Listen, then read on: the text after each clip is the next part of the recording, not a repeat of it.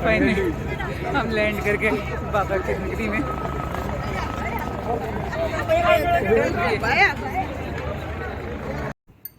जय बाबा केदार की। और हम केदार बाबा की नगरी में हैं, केदारनाथ में। और सॉरी फॉर लेट पोस्ट, क्योंकि वीडियो एडिट ही नहीं कर पा रही थी, इतना कुछ करने को था। वहाँ से आने के बाद फिर घर पे नवरात्रि की तैयारियाँ और सब कुछ एक साथ ही चल रहा है। बट आज भी लग रहा है कि मैं वहीं पर हूँ और बहुत अच्छा लग रहा है। तो आपको बता दें कि हेलीकॉप्टर से उतरने के बाद सबसे पहले होता है आपका रजिस्ट्रेशन चेक, उसके बाद ही आगे जाने दिया जाता है। और आज के दिन यहाँ पर बहुत भीड़ है, क्योंकि 2 दिन से जो यात्रा रुकी हुई थी मौसम ख़राब की वजह से, वो आज खुल गई है। तो बहुत सारे यात्री यहाँ पर आए हुए हैं। बहुत अच्छा लग रहा है यहाँ पहुँच, बिल्कुल लग रहा है कि जैसे जन्मों से मैं यहीं रहती हूँ। बहुत सुकून मिल रहा है ऐसा। हम जा रहे हैं बाबा की बुकिंग के लिए।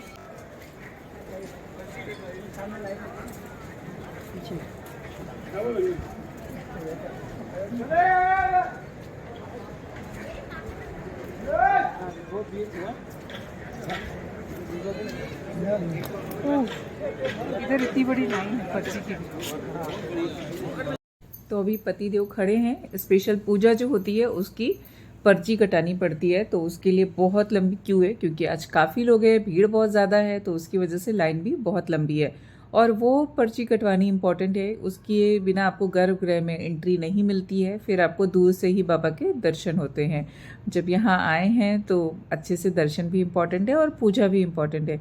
तो चलिए, तब तक मैं इधर उधर जब भी तक घूम रही थी वो सब आपको दिखाती हूँ। बहुत अच्छा लग रहा था, एकदम डर और कुछ ये नहीं लग रहा था। सिर्फ नेटवर्क नहीं है करके मैं बहुत दूर नहीं जा रही थी, क्योंकि जब पतिदेव ढूंढेंगे तो मैं कहाँ मिलूँगी पता नहीं। और मैं तो हूँ ही घुमक्कड़, तो कब कहाँ से कहाँ चली जाऊँ पता ही नहीं चलेगा। वैसे मैंने पूरा मंदिर का चक्कर लगा लिया, आजू बाजू घूम के सब कुछ देख लिया। एंड उसके बाद जब पर्ची कट गई तो पर्ची कटते कटते हो गया अंधेरा। और अंधेरा होने के बाद हो गई है शाम के आरती की टाइम। यहाँ पे 6:30 आरती होती है और बहुत खूबसूरत आरती होती है। मतलब ऐसा लगता ही नहीं कि हम धरती पर हैं और सब कुछ हमारे सामने हो रहा है, लेकिन सच में ये सब चीज़ें हो रही हैं। विश्वास ऐसे लगता है कि हाँ सच में हो रही है, तो सच में ये सब कुछ मेरी आंखों के सामने हो रहा है। बहुत अच्छा लग रहा है, बहुत सुकून मिल रहा था ये सब देखकर। जब भी सोचती हूँ मैं केदारनाथ जाऊँगी तो संध्या आरती ज़रूर देखूँगी। मैं हमेशा जब भी यहाँ की बुकिंग करती थी, मैं बाबा करती थी, तो एक रात बुकिंग ही करती थी। और आज तो सच हो रहा है, तो बहुत अच्छा लगता है ऐसी चीज़ें जब आपके जीवन में होती है।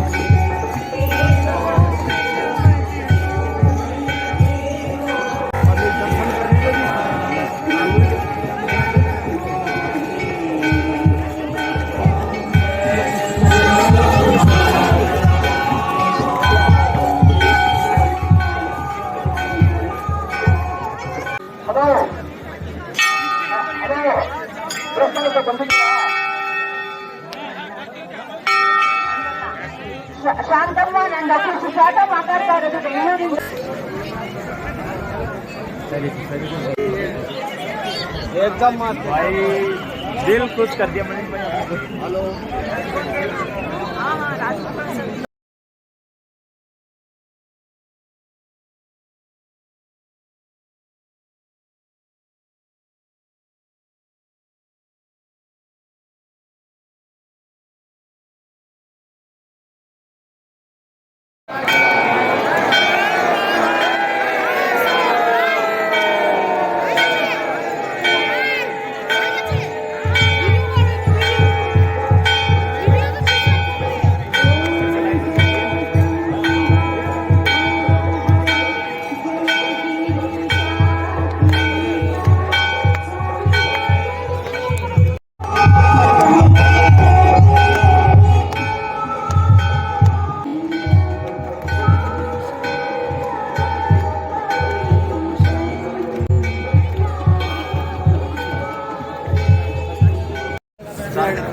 अड़े सामने तीन है।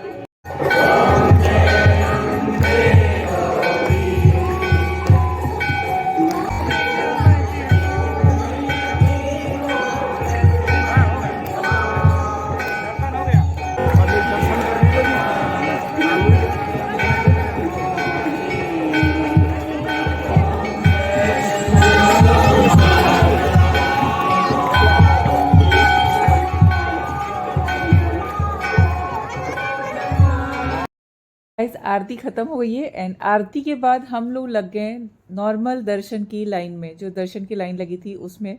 और बहुत अच्छा लग रहा था, बहुत भीड़ भी थी, लेकिन मज़ा तो लाइन में लग के ही दर्शन लेने का है।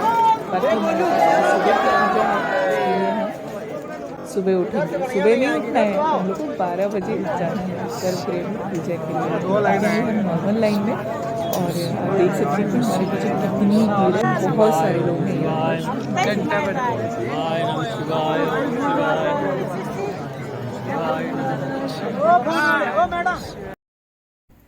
सो गाइस, आरती हो गई, दर्शन हो गए, सब हो गया, और हम फिर ढूंढने लगे रहने की जगह। तो सबसे पहले हम गए बीकानेर हाउस, जहाँ पर हमने पहले बुकिंग करी थी 21 तारीख की, जो कि कैंसिल करनी पड़ी थी, नहीं आ पाए इसके लिए। तो आज पहुँचे तो उन्होंने बोला कि नहीं मिलेगा, और आज तो बहुत रश है तो पॉसिबल नहीं है। फिर हमको मिल गए ये भैया, तो इन्होंने हमें यहाँ पर दिया एक टेंट, जो 400 पर पर्सन के हिसाब से मिला, लेकिन बहुत अच्छा था।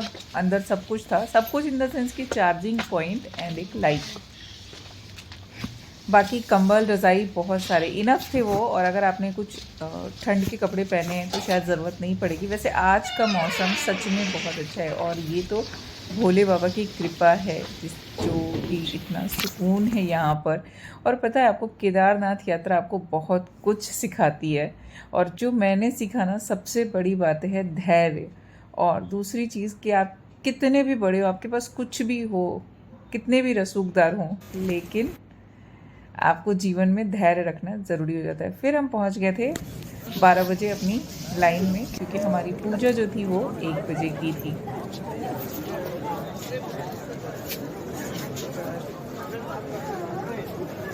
अरे क्यों उतार दिया? अरे इधर से रास्ता है, इधर से नहीं है रास्ता। ये शायद उधर से जाके अंदर से पीछे से रास्ता है।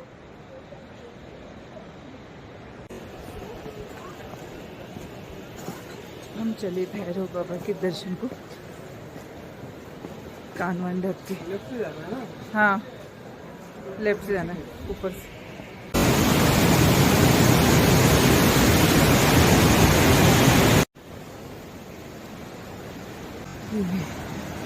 पूरी केदार घाटी।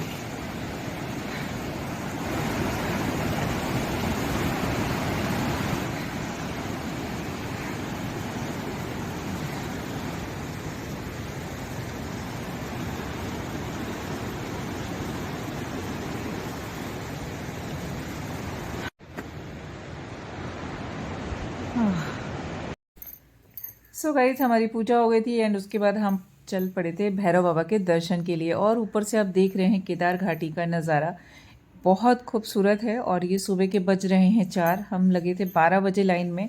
1 बजे हमारी पूजा थी, बट थोड़ा लेट हुआ क्योंकि बहुत भीड़ थी, और वहाँ पे कुछ टाइम और आपके नंबर का ख्याल नहीं रखा जाता है। भीड़ के ऊपर डिपेंड करती है, क्योंकि उन लोगों को भी सबको लेना है, जिन लोगों ने भी पर्चियाँ कटाई हैं सबका ध्यान रखना है। तो हम उसमें कोई कंप्लेन भी नहीं कर सकते। सिर्फ इतना 2 मिनट ही बाबा के दर्शन हो जाए, वो हमारे लिए बहुत बड़ी बात है। बिकॉज़ कि जैसे हम इतनी दूर से आए हैं, हमने अपने मन में बहुत सारी चीज़ें रखी हैं, वैसे ही यहाँ पर पहुँचने वाला हर एक व्यक्ति अपने मन में बहुत सारी उम्मीदें लेकर आता है। भैरव बाबा की चढ़ाई थोड़ी सी खड़ी है, और इतनी मुश्किल नहीं है, आप आराम से जा सकते हैं। और हम दोनों ही जा रहे थे, फिर पीछे से आ गए एक भैया, तो वो बोले चलो अच्छा है कि हमें भी कोई साथ मिल गया। वैसे एक बात बताऊं कि इस केदार घाटी में आने के बाद मन में ना कोई डर, ना कोई भय, और ना ही किसी चीज़ की इच्छा। मतलब हम सुबह से कुछ बिना खाए पिए चले थे, ब्रेकफास्ट किया था, लेकिन उसके बाद कुछ भी नहीं, तो प्यास भी नहीं लग रही थी, कुछ खाने का भी मन नहीं कर रहा था। एकदम ऐसा लग रहा था बस सब जगह घूमते रहो, कोई चीज़ छूट न जाए, इतना कम समय है। तो हम पूरी रात घूमते रहे। हम पहुंच गए भैरव बाबा के पास, उनके दर्शन किए। उनको बोलते ना, शुक्राना बहुत ज़रूरी है जीवन में। जो कुछ भी मिलता है अपने को, इन सब की इच्छाओं से ही मिलता है। हम भले कुछ भी कहें, कुछ भी करें, लेकिन जब तक इनकी इच्छा नहीं होती है ना, तब तक हमारा कोई भी काम सार्थक नहीं होता है। तो हम नहीं जानते हैं कि प्रभु क्या चाहते हैं, लेकिन जो चाहते हैं वो हमारे लिए अच्छा ही चाहते हैं। और ऊपर से नज़ारा कितना सुंदर दिख रहा है, मतलब केदार घाटी, और जो मंदिर है ना वो भी एकदम क्लियर। यहाँ रात के समय भैरव बाबा के पास भी कोई नहीं था, बाद में एक ब्राह्मण आए थे। एंड आप यहाँ पर देख सकते हैं कि ये जो शिला है कितनी मतलब रात में भी ऐसे चमक रही है, बहुत अच्छा लग रहा था। ऊपर चांद भी दिख रहा था और नीचे जो धरती की जगमगाहट तारों सी थी वो तो है ही, बिल्कुल एकदम ऐसा लग रहा था कि आप ऊपर से आसमान का नज़ारा देख रहे हैं। ऐसा क्यों होता है कभी कभी कि हमें कुछ चीज़ों को मतलब लाइफ में कुछ चीज़ें ऐसे क्यों कम समय के लिए मिलती हैं ना, वो सोचने पे मजबूर कर देती हैं। लेकिन कोई नहीं, जो मिला जीवन में सुकून मिला और अच्छा मिला। मतलब वो बोलते हैं ना, अभाव में भी हमें भाव रखना चाहिए। अभाव में भी अभाव मतलब नहीं है कुछ, लेकिन होता है ना कि कम समय के लिए हम गए यहाँ पर, थोड़ा और समय चाहिए, थोड़ा और रुकना था, पूरा एक दिन। शायद मुझे लगता है कि बाद में मेरा वो एक दिन भी मुझे कम लगता। वैसे तो मैंने सब जब भी पतिदेव लाइन में लगे हुए थे क्यू में स्पेशल पूजा की पर्ची कटाने के लिए, तो मैंने पूरी केदार घाटी जहाँ तक पहुँच सकती थी, क्योंकि उनको 2 से ढाई घंटे लग गए थे, इतना टाइम उनको लग गया था। तो उतनी देर में मैंने बहुत जगह घूम के देखा। जिसको इसको वीडियो कॉल करना था सबको कॉल किया, वीडियो कॉल पे लिया, उनको सब जगह के दर्शन कराए। तो मुझे वो खुशी मिल रही थी ऐसा, और ऐसा लग रहा था ना कि जो लोग चाहते हैं कि मैं यहाँ पर आऊँ मेरे साथ।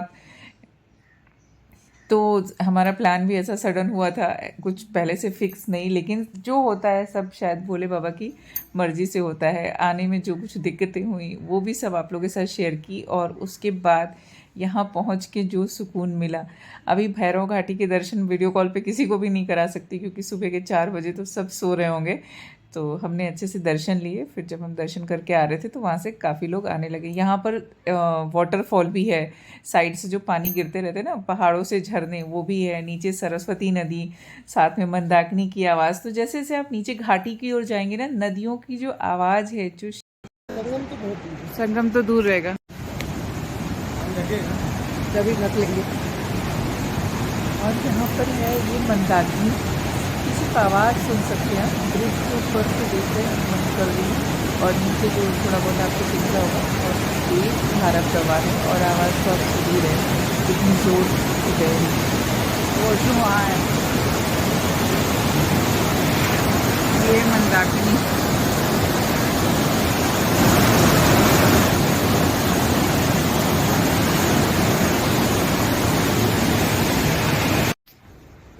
ये सब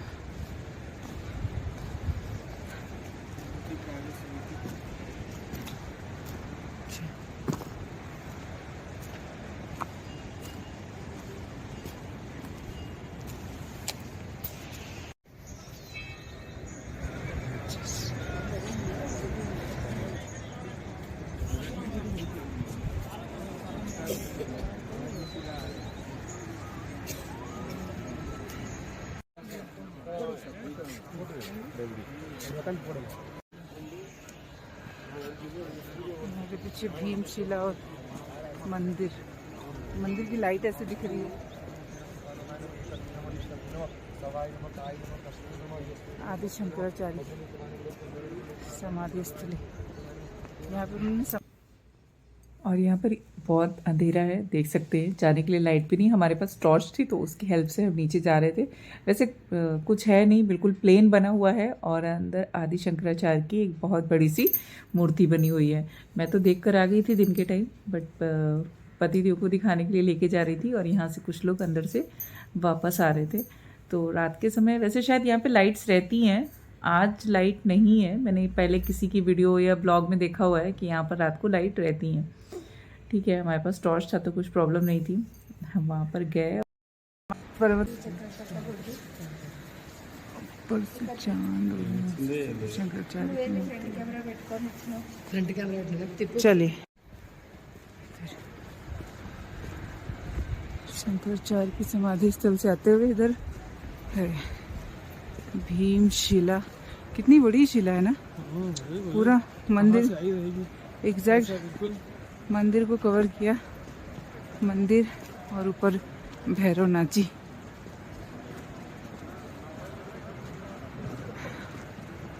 बहुत अच्छे दर्शन दिए बाबा ने। जैसे कि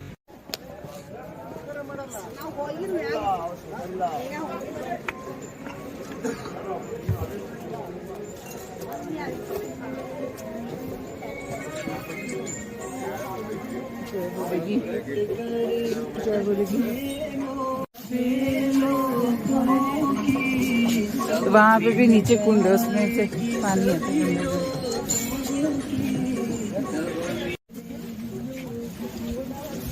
ओम नमः शिवाय। यहाँ नीचे है बाबा। ओम नमः शिवाय। बहुत नीचे है, बहुत नीचे है, बहुत नीचे है। बहुत नीचे है। दे दीजिए। ओम नमः शिवाय। इसका जल बहुत पवित्र माना जाता है। मंदिर के एकदम पीछे की जगह है।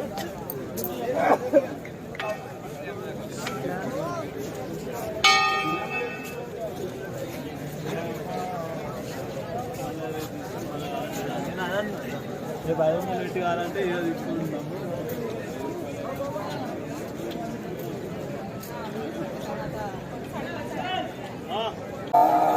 ये जितने आप नंदी महाराज के पास खड़े होते वहां पे ये जितने के साथ सन्यासी प्रांगण में है भीड़ सभा के ऊपर जाए ये हरिद्वार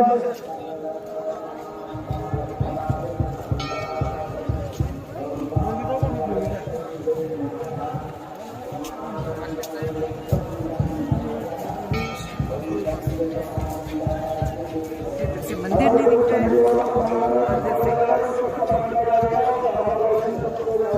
थोड़ा इधर चलो।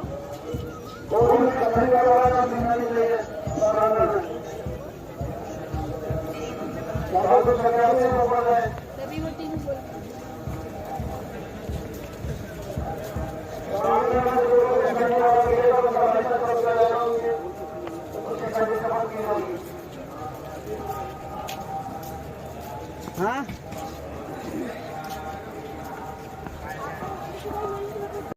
पता है चलते चलते ना जाने का मन ही नहीं कर रहा था। कैमरे में पीछे बाबा दिख रहे थे और बार बार पलट के भी देख रही थी कि काश थोड़ा और समय होता और मैं यहाँ और रुक जाती।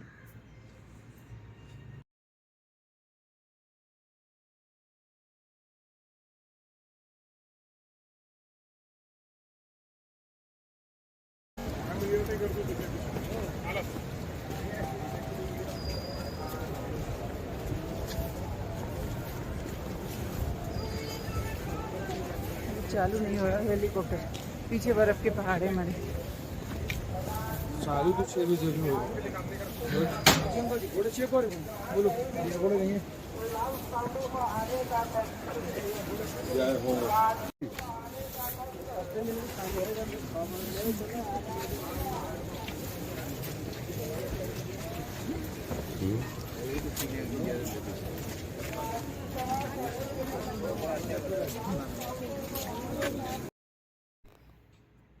तो एक उम्मीद के साथ कि बाबा फिर बुलाएंगे और फिर मैं आऊँगी बाबा की नगरी में, केदारनाथ में फिर आऊँगी बहुत उम्मीदों के साथ।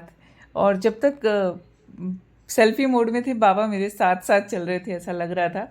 यहाँ पर बहुत सारा कंस्ट्रक्शन है, हर तरफ आप देखेंगे कि रहने की बहुत व्यवस्था है। अगर आपको होटल नहीं भी मिलते हैं तो यहाँ पर आपको टेंट मिल जाएंगे और टेंट वालों के पास भी सारी व्यवस्थाएं हैं। बिस्तर भी है उनके पास, रज़ाइयाँ भी हैं एंड खाने पीने की भी आपको सब सुविधाएं मिल जाएंगी। बहुत अच्छे लोग हैं यहाँ के और पहाड़ों के लोग वैसे भी बहुत अच्छे होते हैं। और एक ऐसी बात, मतलब जब हम ऐसी जगहों पे पहुँचते हैं ना तो सब कुछ भूल जाते हैं। हम कैसे दिख रहे हैं, हमने क्या पहना है, हमारी शक्ल सूरत कैसी है, कुछ मायने नहीं रखता है। सिर्फ अपने आराधिक में हम खो जाते हैं। बहुत कुछ सिखाती है केदारनाथ यात्रा। चाहे आप पैदल आइए, चाहे आप हेलीकॉप्टर से। आपके जीवन में जो मुश्किलें आनी हैं, जो परेशानी आनी है, वो आके रहेंगी, उसको हम टाल नहीं सकते हैं। क्योंकि जो लिखा है हमारे भाग्य में वो हम बदल नहीं सकते हैं। सिर्फ भरोसा अपने ऊपर वाले पे, जीवन में धैर्य रखिए और धैर्य के साथ चलते रहिए। मेरा कुछ लगने वाला नहीं है, जो कुछ है सब तेरा है और तेरा तुझको अर्पण। ये मैंने नहीं सोचा था कि मैं जाऊंगी, ये सब उसने सोचा था और उसने ही पूरा किया। उसने मुझे बुलाया, मुझे इस लायक समझा कि मैं वहाँ पर पहुँचूँ, उस भूमि को छू कर आऊँ। तो उसके लिए उसका जितना भी शुक्राना करो उतना कम है। और एक और मज़े की बात बताती हूँ, जैसे ही हेलीकॉप्टर लैंड करने वाला होता है ना, वो सब कुछ उड़ा देता है। अगर आप हल्के से खड़े हैं ना तो आप भी उल्टे हो जाएंगे। तो धैर्य बनाए रखिए और मजबूती के साथ खड़े रहिए। जीवन में बहुत कुछ है। जय श्री केदार।